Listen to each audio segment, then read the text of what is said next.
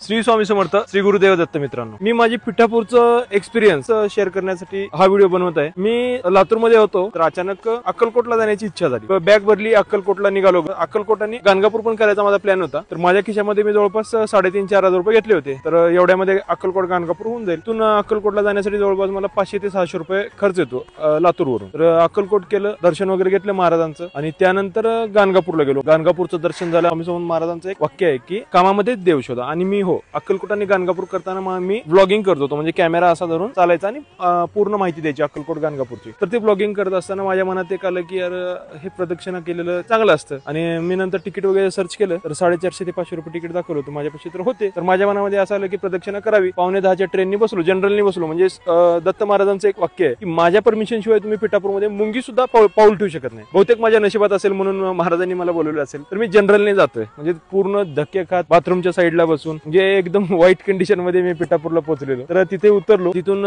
दत्तांचं महाराजांचं दर्शन घेतलं. खूपच छान मंदिर, खूपच छान मंदिर. म्हणजे मला वाटतं की तुम्ही नक्की एक वेळेस हे मंदिर व्हिजिट केलं पाहिजे. पहिल्या दिवशी ज्या दिवशी गेलो तर तिथे मला एक व्यक्ती भेटले. म्हणजे त्यांचं नाव संजय गाराळे.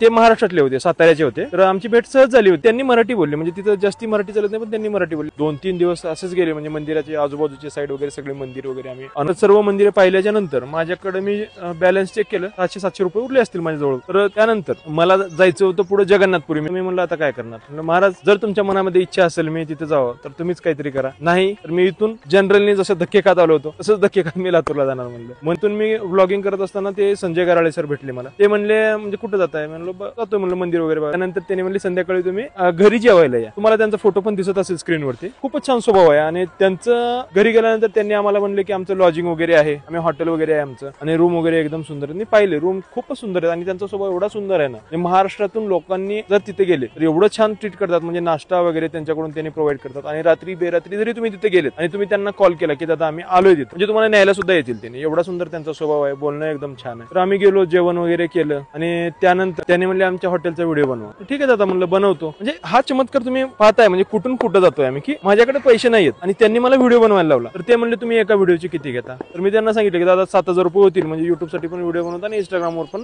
मी तो व्हिडिओ सोडून देईल. म्हणजे माझा पूर्ण एक्सपेन्स पण त्यामधून निघेल आणि त्यांचा व्हिडिओ पण बनेल. आणि त्यांनी म्हणजे आश्चर्यजनक झालं. त्यांनी एकही शब्द न विचारता त्यांनी म्हणजे ठीक आहे दादा तुम्ही व्हिडिओ बनवा. त्यांनी मला पैसे दिले, व्हिडिओ बनवला. व्हिडिओ बनवल्याच्या नंतर मी 7,000 रुपये घेतले आणि नंतर दत्त महाराजांच्या मंदिरासमोर पिठापूरमध्ये येऊन मी स्वतःच हसायला लावलो की महाराज म्हणजे तेच स्वामी आहेत. म्हणजे दोघंही सेमच आहेत. मी म्हणलं स्वामी समर्थ महाराज म्हणजे तुमचा चमत्कार हा खूपच म्हणजे खतरनाक असतो म्हणलं. म्हणजे माझ्यापाशी पैसे संपले, माझी इच्छा झाली जगन्नाथपुरीला जायला आणि तुम्ही ते नियोजनही केलं. जे तुमच्या बाळाच्या मनातलं तुम्ही नक्की ओळखता म्हणलं. तिथून मग माझा पुढला प्रवास सुरू झाला.